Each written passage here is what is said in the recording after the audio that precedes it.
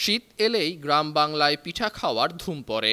একসময় প্রায় প্রতিটি গ্রামেই সন্ধ্যায় বসত পিঠা তৈরির মহোৎসব। তবে কালের পরিক্রমায় এ ঐতিহ্য হারিয়ে যেতে বসেছে।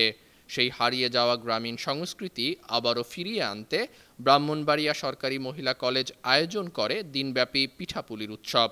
কলেজ প্রাঙ্গণে মোট ৮টি স্টলে হলুদ পিঠা, নারকেল পুলি, জামাই পিঠা, দুধ নকশি পিঠা, চিরুনি পিঠা সহ প্রায় ৪০ ধরনের পিঠা প্রদর্শন করা হয়।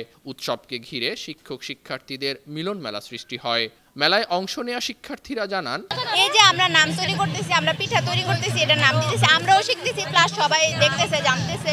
এটাই পিঠা উৎসবের আসলে মূল কারণ।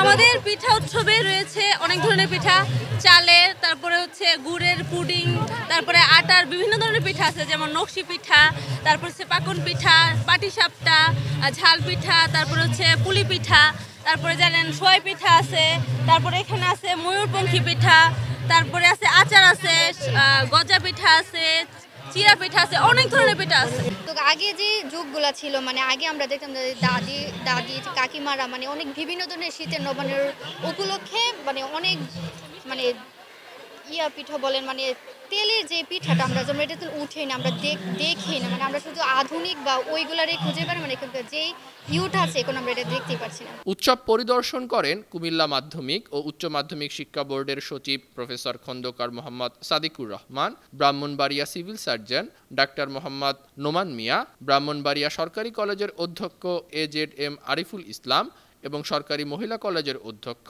Professor Mohammad Abdul Hannan Khandakar. News desk, বার্ন টিভি।